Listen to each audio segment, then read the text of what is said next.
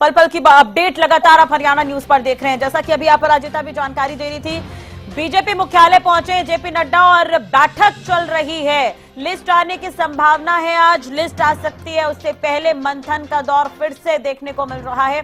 50 से ज्यादा सीटों पर सहमति बन गई ऐसा बताया जा रहा है, लेकिन बैठकों का दौर अभी थमा नहीं है, क्योंकि 90 सीट है। 90 सीटों पर प्रत्याशी का चयन करना है और बैठकों का जो दौर है वो काफी समय से देखने को मिल रहा है।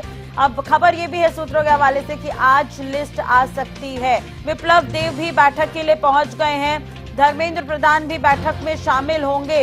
ये बड़ी खबर, लिस्ट जारी होने से पहले ये अहम बैठक बताई जा रही है। और सूत्रों के हवाले से ये खबर भी लगातार हम आपको दिखा रहे हैं कि मुख्यमंत्री नायब सैनी के जो दौरे थे, जो प्रदेश में जो दौरे चल रहे थे, वो रद्द कर दिए गए हैं। दिल्ली बुलाया गया है उन्हें। तो सूत्रों के हवाले से ये भी खबर मिल रही थी। अब बीजेपी मुख्यालय में ये बैठक चल रही है। जेपी नड्डा पहुंच गए इस बैठक में शामिल होने के लिए। बड़ी खबर हम आपको बता रखे हैं। तो विधानसभा चुनाव के लिए बीजेपी की पहली लिस्ट पर हालांकि केंद्रीय नेतृत्व की मोहर लग गई है, लेकिन लिस्ट जारी होने से पहले बैठकों का दौर देखने को मिल रहा है। किसी भी समय सूची जारी होने की संभावना है। करीब 60 उम्मीदवारों का नाम फाइनल बताया जा रहा है।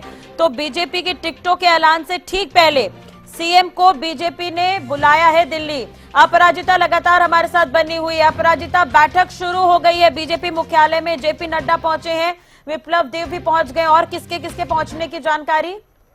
जी बिल्कुल, देखिए सौदान सिंह भी पहुंच चुके हैं। तो कोर ग्रुप के सदस्य हैं वो, तो सौदान सिंह भी इस बैठक के लिए यहाँ पर पहुंच चुके हैं। हालांकि मुख्यमंत्री नायब सिंह सैनी की अभी तक कोई अपडेट नहीं है कि वो इस बैठक में पहुंचते हुए नजर आएंगे, मगर अभी ये बैठक शुरू हो चुकी है। इस बैठक के लिए मूलतः अगर बात की जाए तो धर्मेंद्र प्रधान, सुरेंद्र नागर, सौदान सिंह, विप्लव देव और राष्ट्रीय दल जेपी नड्डा पहुंच चुके हैं। ये बैठक हम कह सकते हैं कि शुरू हो चुकी है। बीजेपी की लिस्ट की अगर बात करें तो उम्मीद की जा रही है कि अभी से थोड़ी ही देर बाद बीजेपी की लिस्ट भी जारी हो सकती है। तो जेपी नड्डा की अध्यक्षता में ये बड़ी बैठक हो रही है।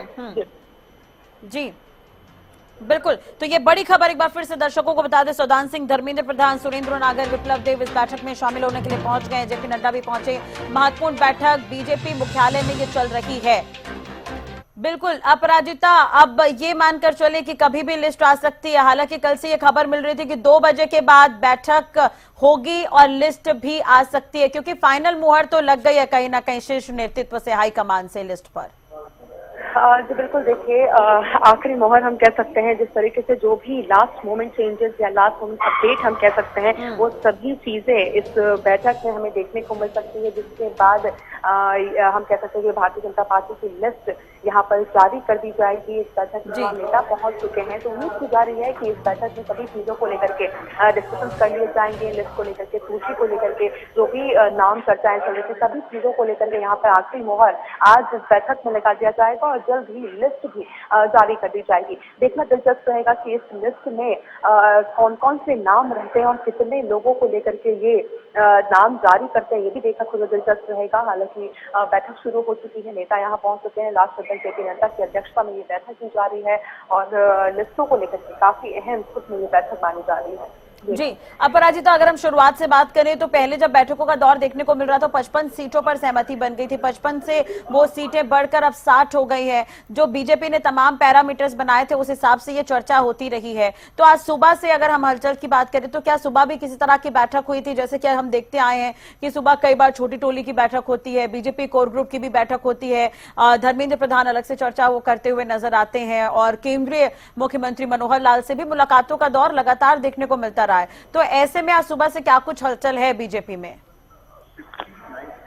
जी बिल्कुल, देखिए लगातार देखिए 55 सीटों के लेकर के डिस्कशन हो रहे थे कि 55 सीटों को लेकर के जो बात है वो बन चुकी है। आखिरी मोहर यहाँ पर लग चुका है। तो बिल्कुल देखिए हालांकि अब पूरी जो लिस्ट है, जो नाम है, उसमें इजाफा हो चुका है। कहा जा रहा है सूत्रों की माने तो अप्रॉक्स 60 नामों को लेकर के आखिरी मोहर यहाँ पर कह सकते हैं कि सेकंड लास्ट मोहर लग चुकी है। यहाँ पर उन्हीं नामों को लेकर के यहाँ पे डिस्कस किया जा रहा है। मगर अगर आज की हम बैठक की बात करते हैं तो शेड्यूल था, उस बैठक में डिस्कशन किए जा रहे हैं कि आज जो लिस्ट निकलने वाली है उनमें कितने नाम रहने वाले हैं, उन्हें लेकर के मोस्टली यहाँ पे डिस्कस किया जा रहा है। क्योंकि देखिए बीजेपी की लिस्ट की अगर हम बात करते हैं तो कल देखिए, कल से नॉमिनेशन शुरू होने वाले हैं। उससे पहले तक बीजेपी चाहती है कि अपनी लिस्ट जारी कर ले, तो उन नामों को लेकर के यहाँ पर डिस्कशन किए जा रहे हैं कि कितने नामों को लेकर के यहाँ पर लिस्ट जारी किए जाएंगे। तो जो नाम ऑलरेडी फिक्स किए जा चुके हैं, हमने देखा था कल भी देर शाम बैठक हुई थी, केंद्रीय मंत्री मनोहर लाल के आवास पर बैठक हुई थी, वहां पे डिस्कस किए गए थे चीजों को। और लगातार कोर ग्रुप की बैठक की अगर बात करते हैं, छोटी टोली की भी बात करते हैं,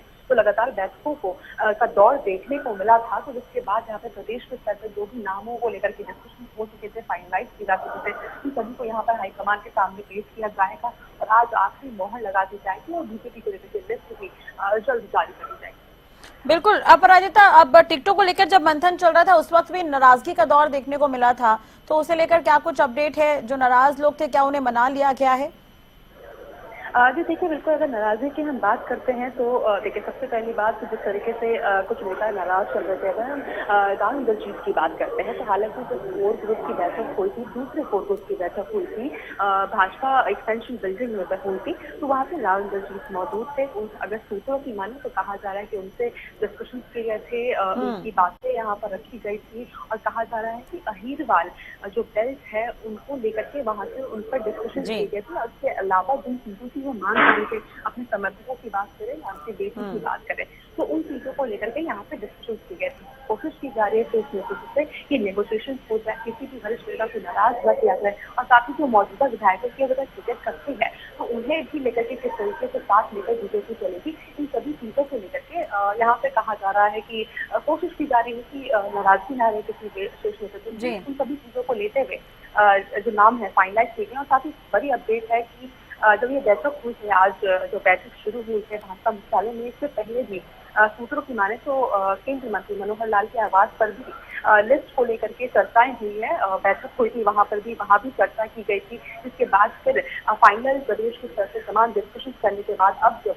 बीजेपी मुख्यालय में राष्ट्रीय अध्यक्ष जेपी नड्डा की अध्यक्षता में यहाँ पर बैठक हो रही है, तो उन सभी चीजों को जो भी डेवलपमेंट हुए थे, आखिरी मोमेंट जो डेवलपमेंट हुए थे प्रदेश के स्तर से जो बैठक हुई थी, सभी चीजों को यहाँ पे कलेक्टिव वे में यहाँ पर पेश किया जाएगा, राष्ट्रीय अध्यक्ष जेपी नड्डा के साथ डिस्कस किए जाएंगे। जिसके बाद उन्हें फिर लास्ट जो सूची हम कह सकते हैं जो रिलीज होने वाली है, अभी जो थोड़ी देर बाद उन सभी का एक हम देख सकते हैं कि एक चीजें दिखेगी कि जो डेवलपमेंट होते, जो रिजेक्ट किए गए थे, जो चेंजेस के लिए कहा गया था लास्ट को उसकी बात करें या की बात करें, उन सभी चेंजेस के साथ यहाँ पर प्रदेश के स्तर से बैठकें हुई थी, इन सभी चेंजेस के साथ यहाँ पर अब बीजेपी की लिस्ट जारी की जाएगी।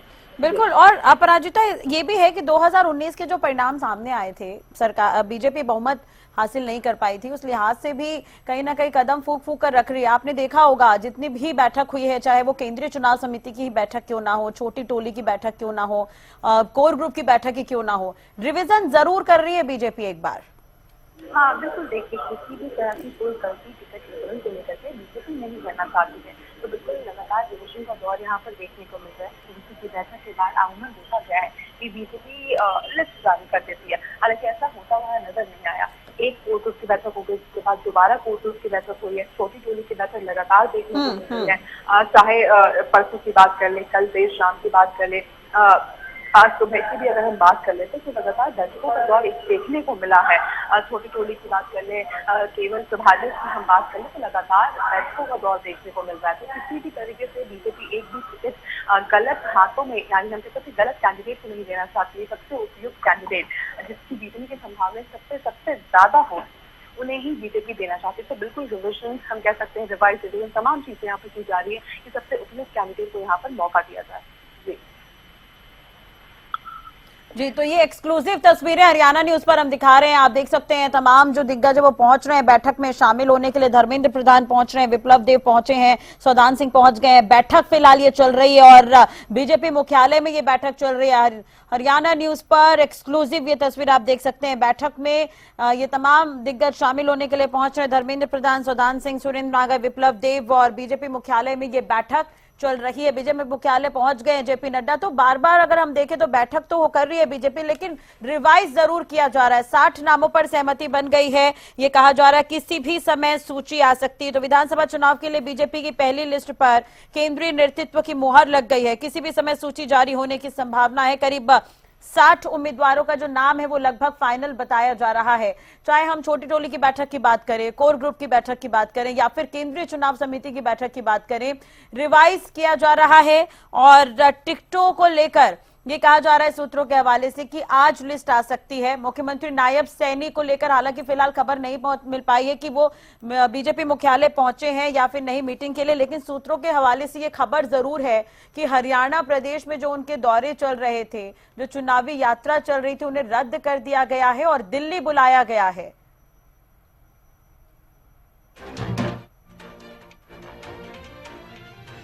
अपराजिता लगातार हमारे साथ बनी हुई है। अपराजिता, मुख्यमंत्री को लेकर कोई अपडेट?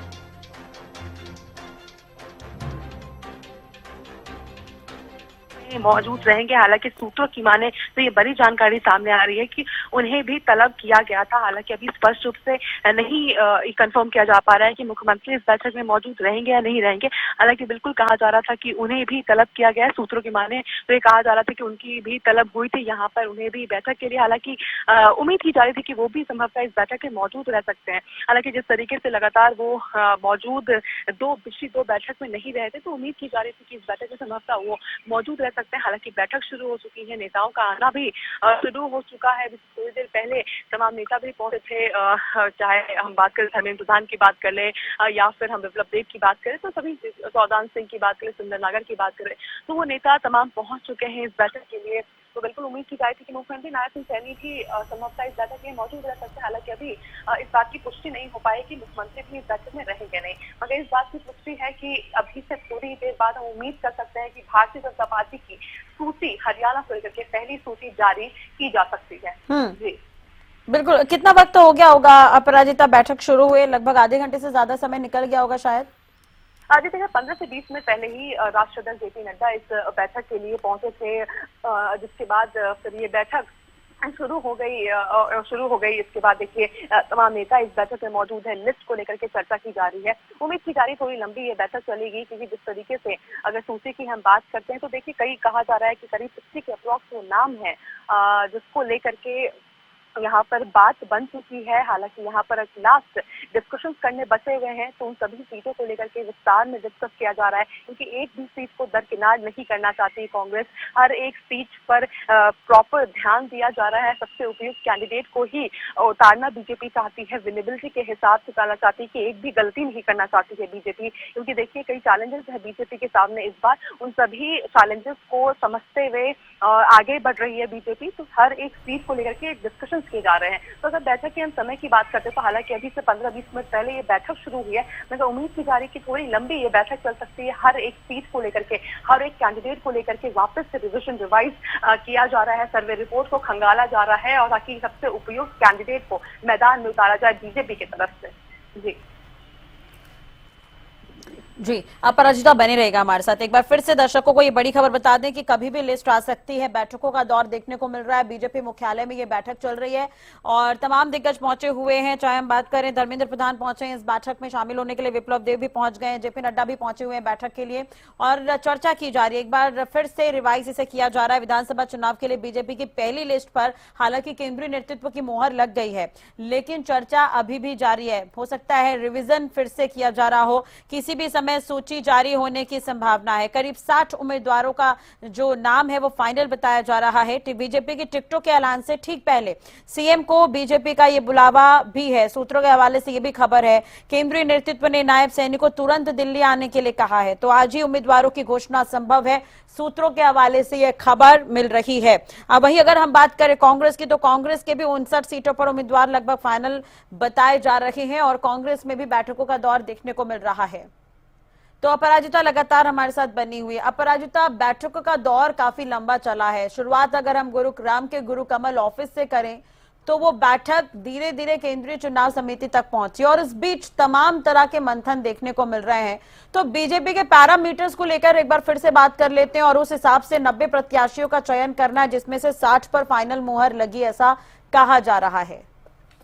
जी देखिए, अगर स्टार्टिंग से जिस तरह आपने जिक्र किया कि अगर स्टार्टिंग से हम बात करते हैं तो सबसे पहले जिस तरीके से, हालांकि गुरु कमल से भी पहले लगातार मुख्यमंत्री नायब सिंह सैनी का दिल्ली दौरा रहा है, केंद्रीय मंत्री मनोहर लाल हो जाए, केंद्रीय मंत्री धर्मेंद्र प्रधान जिन्हें सेना प्रभारी बनाया गया है, लगातार देखिए जो दौरा है मुख्यमंत्री का, बैठकों का दौर देखने को मिला है, जिसके बाद जो भी सर्वे रहे हैं, जो भी डिस्कशन किए गए थे, उन सभी को यहाँ पर गुरु कमल में फिर वापस से रिवाइज किया गया था और सभी 90 सीटों को लेकर के पैनल, एक मजबूत पैनल तैयार किया गया था, जिसके बाद कहा जा रहा था कि करीब हर एक जितने भी विधायक है, मौजूदा विधायक है, उन सभी को उस पैनल में डाला गया था। इसके अलावा नए चेहरों को भी वहां पर पैनल में डाला गया था। जिसके बाद फिर तुरंत बाद हमने देखा था कि धर्मेंद्र प्रधान के आवास पर अहम बैठक हुई थी, तुरंत बाद अहम बैठक हुई थी। उसके बाद फिर वापस से फिर उन सभी नामों को लेकर के रिवाइज किया गया था, डिस्कशन किए गए थे। उसके बाद भी हमें लगातार बैठकों का दौर देखा है, चाहे छोटी टोली की बैठक हो जाए, कोर ग्रुप की बैठक हो जाए। कोर ग्रुप की बैठक के बाद जिस तरीके से चर्चाएं चल रही थी राजनीतिक गलियारों में कि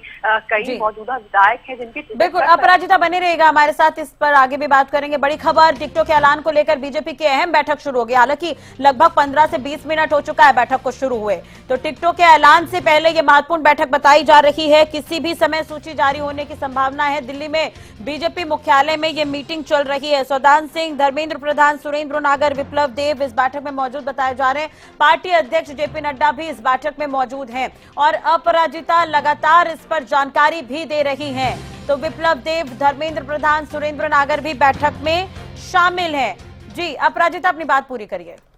जी देखिए, उसके बाद से देखिए जब कोर ग्रुप की बैठक हुई थी तो कहीं ना कहीं जिस तरीके से विधायकों को लेकर चर्चा चल रही थी कि करीब 2 दर्जन से ऊपर विधायकों की टिकट कट सकती है। कुछ पैनल थे ऐसे जिसमें सिंगल नेम थे, कुछ पैनल जिसमें डबल नेम थे, ट्रिपल नेम थे, इस तरह के पैनल भी बनाए गए थे। हालांकि सबसे बड़ी जिस तरीके से सीईसी की अगर हम बात करते तो लगातार लग रहा था कि सीईसी की बैठक के तुरंत बाद या दूसरे दिन ही जो लिस्ट है बीजेपी की, अमूमन देखा गया है कि जब भी भारतीय जनता पार्टी सीईसी करती है, चाहे हम बात पहले की छोड़ते हैं, अगर जम्मू कश्मीर की ही बात कर लेते हैं, अब हरियाणा और जम्मू कश्मीर के चुनाव एक साथ हो रहे हैं। जम्मू कश्मीर की अगर टिकटों की हम बात करते हैं तो लगातार देखा है कि सीईसी के बाद जम्मू कश्मीर की लिस्ट जारी कर दी गई। हालांकि हरियाणा में इस तरह की तस्वीर नहीं देखी गई, जिसके बाद लग रहा था कि 1 से 2 दिन के बाद संभवतः लिस्ट जारी कर दी जाएगी। मगर जिस तरीके से वरिष्ठ नेताओं की जो डिमांड थे, कह सकते हैं लिस्ट को लेकर के, वही मौजूदा विधायकों को जिस तरीके से नाराजगी उनकी दिख रही थी, तो उन सभी चीजों को देखते हुए हालांकि सूची तो बिल्कुल थोड़ी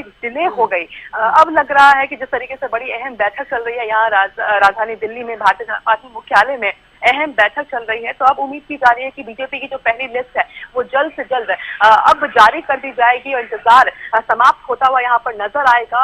तो बिल्कुल देखिए, उम्मीद की जा रही है कि लिस्ट जारी हो जाएगी और जो बीजेपी को लेकर देखने वाली बात है कितने लोगों को लेकर के यहाँ पे लिस्ट जारी की जाती है, इंतजार किया जा रहा है बीजेपी की लिस्ट का। बैठकों का दौर देखने को मिला है। सुबह की भी हम अगर बात करते हैं, अपराजिता आपने बिल्कुल ये चीज बिल्कुल ठीक कहा कि 10 साल भले ही जम्मू कश्मीर, 10 साल बाद जम्मू कश्मीर में चुनाव हो रहे हैं, चिंतन मंथन किया गया, एक दिन केंद्रीय चुनाव समिति की बैठक हुई और एक दिन बाद लिस्ट भी जारी हो गई। अमित शाह ने खुद इसका ऐलान किया, लेकिन हरियाणा को लेकर ये स्थिति नजर नहीं आई और मोहन लाल बडौली लगातार ये कहते हुए नजर आते थे कि 1 से 2 दिन में लिस्ट आ जाएगी और ऐसा कहते कहते शायद 4 से 5 दिन का वक्त बीत चुका है। आज क्या किसी तरह का रिएक्शन मिला था उनका या कल? देखिए, जिस तरीके से आज शीर्ष नेतृत्व खुद बैठक लेते हुए नजर आ रहे हैं, तो उम्मीद की जा रही थी, देखिए कल नॉमिनेशन का पहला दिन है, तो आज उम्मीद की जा रही है कि आज संभवतः भारतीय जनता पार्टी की हरियाणा को लेकर के पहली लिस्ट जारी की जाएगी और अच्छे खासे उसमें नाम हो सकते हैं।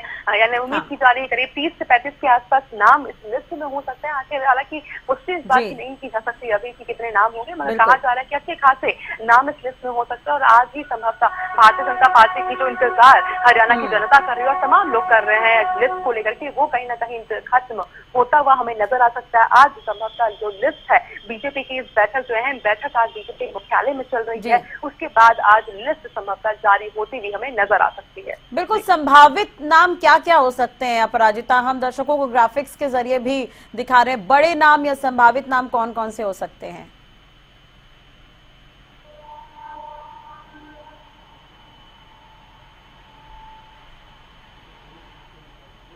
अपराजिता, क्या आप तक मेरी आवाज पहुंच रही है? जी बिल्कुल, अपना सवाल दोहराइएगा, बीच में बात करते। बिल्कुल, अगर हम संभावितों के नामों की अगर हम बात करते हैं बीजेपी में, तो बड़े नाम कौन कौन से हो सकते हैं? जैसे कि अभय सिंह यादव है, जेपी दलाल है, इन सब का नाम चल रहा है। श्रुति चौधरी को इस बार टिकट दिया जा सकता है, तो क्या इसे लेकर और भी कोई चर्चा रही है? देखिए, बिल्कुल सूत्रों के हवाले से कई नाम की जो हम कह सकते हैं कि चर्चाएं चल रही है। सबसे ज्यादा जिस नाम का इंतजार किया जा रहा है, हालांकि जिसको लेकर के खुद अध्यक्ष के द्वारा भी कहीं ना कहीं मोहर लगा दी गई थी, हालांकि बाद में उसको लेकर के चेंज भी किया गया था, वो था मुख्यमंत्री नायब सिंह सैनी कहाँ से चुनाव लड़ते हुए नजर आएंगे। इन चीजों को लेकर के बिल्कुल अटकलें लगाई जा रही थी कि कहाँ से वो चुनाव लड़ेंगे। 2 से 3 जगह, अगर ईसी से पहले की अगर हम बात करते हैं तो 2 से 3 जगह थी जहाँ से कहा जा रहा था कि मुख्यमंत्री नायब सिंह सैनी चुनाव लड़ते हुए नजर आ सकते हैं। हालांकि देखिए, अध्यक्ष द्वारा कुछ और कहा गया था। वहीं अगर हम बात करते हैं कि अगर मुख्यमंत्री की खुद बात करते हैं तो उन्होंने करनाल से कहा था चुनाव लड़ते हुए नजर आएंगे। हालांकि जो आखिरी फैसला होगा वो शीर्ष नेतृत्व का होगा। वहीं देखिएगा कुछ सीटों की हम अगर बात करते हैं तो देखिए, दतिया से देखिए सुनीता दुग्गल का सूत्रों के हवाले से बड़ी जानकारी सामने आ रही है कि दतिया से सुनीता दुग्गल का नाम चल रहा था। वहीं पलवल से गौरव गौतम की बात कर ली जाए, पानीपत से संजय भाटिया, वहीं गोहना से अरविंद शर्मा। क्योंकि देखिए, ये भी चर्चा चल रही थी कि कुछ जो जिन्होंने चुनाव लड़ा था वो सांसद रहे हैं और जिन्होंने लोकसभा चुनाव नहीं भी लड़े थे, उम्मीदवार थे मगर नहीं लड़े थे या फिर जो हार भी गए थे, ऐसे सांसदों को, पूर्व सांसद को जो उम्मीदवार थे उन लोगों को भी चुनाव लड़वा सकते हैं बीजेपी। तो सूत्रों से हवाले से बड़ी जानकारी सामने आ रही थी। अरविंद शर्मा का भी नाम चल रहा है, गोहना से उनका नाम संभवतः चलता हुआ नजर आ रहा है। वहीं अकेले की बात करते तो आरती राव इंद्रजीत ने अपनी बेटी को लेकर के इच्छा जताई थी, तो उनका नाम भी चल रहा है। असेली से कहीं ना कहीं उनका नाम तय किया जा चुका है। वहीं श्रुति चौधरी की बात करते हैं, हालांकि उनकी मां को राज्यसभा भेजा गया है, अभी कुछ समय पहले ही उन्होंने ज्वाइन की है बीजेपी, तो उनकी बेटी का भी नाम चर्चा में चल रहा है। तो श्रुति चौधरी की अगर हम बात करते हैं तो उनकी नाम का भी यहाँ पर चर्चाएं चल रही है कि वो भी चुनाव लड़ती हुई नजर आ सकती है। तो श्रुति चौधरी की अगर हम बात करें तो तोशाम से उनका चर्चा चल रहा है। वही देखिए, मुख्यमंत्री नायब सिंह सैनी की 2 जगह से लाडवा और करनाल से, लाडवा की पुष्टि केंद्र अध्यक्ष ने खुद की थी। इसके अलावा करनाल से कहा गया था कि मुख्यमंत्री नायब सिंह सैनी ने कहा था कि करनाल से मैं चुनाव लड़ता हुआ नजर आऊंगा। हालांकि इसकी स्पष्टीकरण जब लिस्ट जारी होगी तभी की जाएगी। वहीं अगर और भी हम सीटों की बात करते हैं, जैसे अनिल विज की अगर हम बात करते हैं, हालांकि उनको लग रहा था अनिल विज बहुत नाराज है, इस तरह की चीजें चर्चाएं चल रही थी। हालांकि मगर सूत्रों के हवाले से ये बड़ी जानकारी सामने आ रही है कि अनिल विज भी चुनाव लड़ सकते हैं और अंबाला कैंप से वो चुनाव लड़ते हुए नजर आ सकते हैं। अब और भी कुछ नाम चल रहे हैं, चर्चाएं चल रही है। हालांकि देखिए, इसकी जो पुष्टि है वो तो देखिए जब लिस्ट आएगी तभी सामने आ सकती है। अटकलें हम लगा सकते हैं और साथ ही कई मौजूदा विधायक हैं जिनकी टिकट कटते हुए नजर आ सकती है। अगर दक्षिण हरियाणा की हम मोस्टली बात करें तो देखिए, राव इंद्रजीत कुछ 4 से 5 टिकटों की इच्छा जता चुके हैं, इच्छा रख चुके हैं। इसको लेकर के दक्षिण अगर हरियाणा की हम बात करें तो मौजूदा विधायकों के बीच नाराजगी देखने को मिली थी। इस तरह कहीं ना कहीं धर्मेंद्र प्रधान की आवाज पर जब बैठक हो रही थी सीईसी के दूसरे दिन, तो वहां पर कुछ प्रोटेस्ट करने भी पहुंच गए थे, उन्होंने डेरा ला लिया था दिल्ली में। इस तरह की चीजें भी सामने आई थी, जिसको लेते हुए कहीं ना कहीं लिस्ट की अगर देरी की हम बात करते तो इस तरह की चीजें देखने को मिली थी। वही देखिए, अगर हम आदमपुर से बात करते हैं तो भव्य बिश्नोई, कुलदीप बिश्नोई जो बेटे भव्य बिश्नोई तो मौजूदा विधायक भी है, कुछ समय पहले वो कांग्रेस से बीजेपी में शामिल हुए थे। तो भव्य बिश्नोई की बात की जाए तो आदमपुर से चर्चा चल रही है कि वो चुनाव लड़ते हुए नजर आ सकते हैं। कुछ और भी नाम है लिस्ट में। अब देखने वाली बात होगी कि लिस्ट में जब जारी की जाती है तो किसके किसके नाम रहते हैं, क्योंकि देखिए कहा जा रहा है कि कुछ चौंका देने वाले नाम भी हो सकते हैं। चौंका देने वाले नाम यानी कुछ नए चेहरे हो सकते हैं, कुछ जो जिस तरीके से मौजूदा सांसदों की अगर बात करते हैं तो कुछ सांसद ऐसे भी हैं जिन्होंने इच्छा जताई है चुनाव लड़ने की। अब देखने वाली बात होगी कि क्या उन पर विश्वास जताती है बीजेपी और क्या उन्हें वापस से अपने सांसद पद को छोड़कर के विधानसभा चुनाव लड़ाने का मौका देती है, ये भी चीजें देखने वाली होगी। तो देखिए, बैठक जारी है। अभी सुबह भी मुख्यमंत्री जो पूर्व मुख्यमंत्री रह चुके हैं और केंद्र मंत्री हैं मनोहर लाल, उनके आवाज पर बैठक हुई थी, सुबह चर्चा की गई थी। अब यहाँ पर अहम बैठक हो रही है। उम्मीद की जा रही है कि बीजेपी की लिस्ट जल्द से जल्द जारी हो जाएगी। चलिए, और अगर बीजेपी मुख्यालय में ही ये बैठक हो रही है तो ऐसे में और भी संभावनाएं हैं कि लिस्ट आ सकती है अपराजिता कहीं ना कहीं। लेकिन दूसरी तरफ जैसा कि आप कह रही थी कि कुछ पैरामीटर्स जो है बीजेपी ने तय किए थे, उस लिहाज से भी हालांकि बीजेपी ने टिकटों पर मंथन किया है, लेकिन सूत्रों के हवाले से भी लगातार ये खबर मिलती रही है कि कई विधायकों की टिकट पार्टी काट सकती है, कई नेताओं की टिकट भी पार्टी काट सकती है। जो सांसद हैं उनके परिवार वालों को टिकट दी जा सकती है, जो दूसरी पार्टी छोड़कर बीजेपी में आए हैं जैसे कि श्रुति चौधरी का नाम अगर हम ले तो इस तरह की संभावनाएं भी हैं। तो सूत्रों के हवाले से जो खबर मिलती रही है, कहीं ना कहीं जो नाम आपने गिनाए तो उस पर भी हम ये कह सकते हैं कि वो कहीं ना कहीं फिट बैठ रहे हैं। जी बिल्कुल, देखिए जिस तरह अगर श्रुति चौधरी की हम बात करते हैं, भव्य बिश्नोई की हम बात करते हैं, हालांकि भव्य बिश्नोई काफी समय पहले आए थे, उपचुनाव हुआ, फिर वो विधायक बन गए, वो अलग चीज हो जाती है, काफी समय उनका हो चुका है। वहीं श्रुति चौधरी की बात कर दी जाए तो उनका भी नाम चर्चा में चल रहा है सूत्रों की माने, तो उनकी भी सीट कहीं ना कहीं पक्की हो चुकी है। वहीं अगर राजनाथ सिंह की बेटी की बात करते हैं तो बिल्कुल उनका राहुल जगदीश की अगर हम बात करते हैं तो उनकी भी जो सीट कहीं ना कहीं पक्की होती हुई नजर आ रही है उनकी बेटी की। और साथ ही देखिए सांसदों की अगर बात की जाए तो उन्होंने भी इच्छा जताई है चुनाव लड़ने की। वहीं देखिए विधायक, जो मौजूदा विधायक है, उनमें से कुछ की टिकट कर सकती है, क्योंकि जिस तरह आपने जिक्र किया कि पैरामीटर्स की आपने जिक्र की, तो सबसे ज्यादा बड़ी पैरामीटर तो बीजेपी की वो है कि कौन सा उम्मीदवार सबसे जिताऊ है। इसका कहीं ना कहीं हमने देखने को मिला कि देवेंद्र डबली को ज्वाइन करवाया गया है बीजेपी, और भी कुछ हमने देखा बीजेपी में ज्वाइनिंग हुई, तो कहीं ना कहीं इसी वजह से देरी देखने को मिल रही है बीजेपी के लिस्ट में। तो मौजूदा विधायकों की टिकट काटने में कहीं से बीजेपी गुरेज नहीं करेगी। अगर उनके अगेंस्ट बहुत ज्यादा एंटी इनकम्बेंसी जीतने की संभावनाएं बीजेपी को लग रही है कि उनमें नहीं है, तो बिल्कुल उनकी टिकट काटती ही बीजेपी नजर आ सकती है। तो कहा भी जा रहा है सूत्रों के माने तो करीब 2 दर्जन से ऊपर वो विधायक है जिनकी टिकट कटती हुई नजर आ सकती है। उनके जगह पे नए चेहरों को मौका यहाँ पर दिया जा सकता है। तो बिल्कुल इस तरह की चर्चाएं तो बिल्कुल चल रही है। हालांकि आखिरी मुहम तब लगेगा जब बिल्कुल ये बिल्कुल ठीक कह रहे हैं आप, इसे काटछाट भी आप कह सकते हैं। दूसरी तरफ अपराजिता ये भी है कि अब बैठकों का दौर तो हम लगातार देखते आए हैं, चर्चाओं का दौर जो है वो देखने को मिला, थोड़ी बहुत नाराजगी थी तो उसे दूर कर लिया गया, ये पार्टी की तरफ से कहा जा रहा है। और अभी भी बैठक हो रही है बीजेपी दफ्तर में, बीजेपी मुख्यालय में ये बैठक हो रही है। अपराजिता एक चीज और है कि अब ये तमाम तरह की सीट है, अगर हम एक बार फिर से 2019 की बात करते हैं तो कैबिनेट के कई मंत्री चुनाव हार गए थे उस वक्त, तो ऐसे में उन पर भी मंथन कहीं ना कहीं होगा। और जब सरकार बनी थी तो बीजेपी और जेजेपी गठबंधन में सरकार बनी थी, बीजेपी जेजेपी का गठबंधन टूटा, फिर नई कैबिनेट फिर से बनी है, तो ना कहीं उस पर भी मंथन करना पड़ेगा जो नई कैबिनेट है जिन्हें मंत्री बनाया गया है, क्योंकि विनेबिलिटी और सर्वे रिपोर्ट के आधार पर भी बीजेपी टिकट दे रही है। इससे बिल्कुल देखिए जब बदलाव हुआ था तो कहीं ना कहीं इस बदलाव के पीछे एक कारण भी बताया जा रहा था कि एंटी इनकम्बेंसी जो 10 साल से सत्ता में है, तो कहीं ना कहीं उन चीजों को बदलने के लिए कि एंटी इनकम्बेंसी को किस तरीके से प्रो कम्बेंसी कर दी जाए, इन चीजों को लेते हुए कहीं ना कहीं तमाम चेहरे बदले गए थे, उस समय भी बदले गए थे, मुख्यमंत्री का चेहरा लिया जाए, तो ये तमाम चीजें देखने को मिलती है। और वहीं ना कहीं यहाँ भी देखने को मिल सकती है, ये कहा जा रहा है कि कुछ मौजूदा मंत्रियों की भी यहाँ पर टिकट कट सकती है।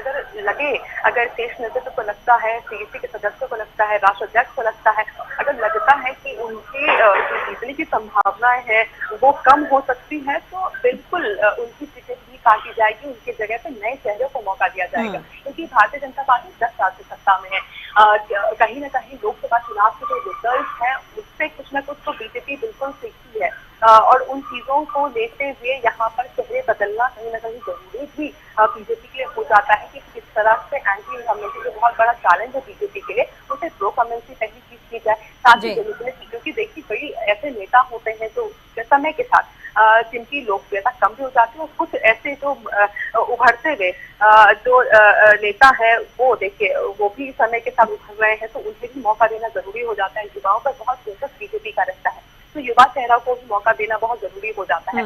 ये तमाम चीजों को देखते हुए यहाँ पर नए चेहरों को यहाँ पे मौका दिया जा सकता है, और टिकट भी कटते हुए यहाँ से बिल्कुल नजर आ सकती है, चाहे मौजूदा मंत्रियों की हम बात करें या पहले के मंत्रियों की हम बात करें या मौजूदा विधायकों की हम बात करें, तो बिल्कुल टिकट कटते हुए नजर आ सकती है। किसी भी तरीके से भारतीय जनता पार्टी जिस तरीके से कह रही है कि डबल इंजन की सरकार फिर से बनाई जाएगी, तो उन चीजों को संभव करने के लिए, उन चीजों को फलीभूत करने के लिए भारतीय जनता पार्टी हर तरीके की टैक्टिक्स अपनाएगी, रणनीतियां अपनाएगी, जिसकी वजह से तीसरी बार भी हरियाणा में बीजेपी की सरकार आ सके। जी, अगर हम हरियाणा की राजनीति की बात करते हैं तो देखिए यहाँ पर अपराजिता कई तरह के समीकरण साधने होंगे, चाहे आप एक तरह से देख सकती हैं क्षेत्र के हिसाब से, जाति के हिसाब से, तो उस लिहाज से भी टिकटों का बंटवारा होता है। खैर उस बयान को भी ना भूले तो बेहतर होगा। प्रधानमंत्री नरेंद्र मोदी ने जब लाल किले से कहा था कि ऐसा नहीं है कि परिवार अगर राजनीति में है तो ही उन्हें राजनीति में उनके बच्चों को आने के लिए मौका दिया जाएगा, युवाओं को मौका मिलेगा, जिनका जो राजनीतिक परिवार से नहीं आते हैं उन्हें भी मौका दिया जाएगा। दूसरी तरफ अलग अलग क्षेत्र के लोगों को भी हम राजनीति में काम करने का मौका देंगे, समाज सेवा करने का मौका देंगे। तो ये बड़ा चैलेंज है, क्योंकि जब प्रधानमंत्री ने ये भाषण दिया था और उसके बाद ही 2 राज्यों में चुनाव हो रहे हैं, जम्मू कश्मीर और हरियाणा में, तो उसमें टिकट बंटवारे में क्या उसे कितना सेटिस्फाई किया गया है, उनकी बातों को कितना रखा गया, ये भी देखना होगा। जी बिल्कुल, देखिए जिस तरीके से प्रधानमंत्री नरेंद्र मोदी एक और परिवारवाद के अगेंस्ट हमेशा बोलते आए हैं, वहीं दूसरी ओर ये भी कहते आए हैं कि युवा चेहरों को मौका देना चाहिए, इसके अलावा नए चेहरों को भी मौका देना चाहिए। इसके हमेशा से प्रधानमंत्री रहते हैं। हालांकि बिल्कुल लाल किया उन्होंने जो कुछ भी कहा था उन सभी चीजों को हमने सुना था। हालांकि एक और अहम चीज उन्होंने एक बार लोकसभा में कही थी कि परिवारवाद का अर्थ वो नहीं होता है कि परिवार के वही परिवार सेम परिवार के सदस्यों को मौका ना दिया जाए। अगर केपेबल है तो बिल्कुल मौका देना चाहिए, अगर नहीं केपेबल है फिर भी उन्हें मौका दिया जा रहा है तो उसे कहते हैं परिवारवाद। तो कहीं ना कहीं परिवारवाद जिस तरीके से लगातार, अगर हम आरती राव की बात करें, कुलदीप बिश्नोई के बेटे भव्य बिश्नोई की हम बात करते हैं, श्रुति चौधरी की बात करते हैं, तो बिल्कुल कहीं ना कहीं और भी जो परिवार के सदस्यों को अगर दिया जाता है तो एक सवाल उठाते हुए पक्ष नजर आ सकते हैं या हरियाणा की जनता नजर आ सकते हैं, जिसका कहीं ना कहीं जिसको कहते हुए प्रधानमंत्री नरेंद्र मोदी ने इन चीजों को काट दिया है कि अगर केपेबल है तो बिल्कुल मौका दिया जा सकता है।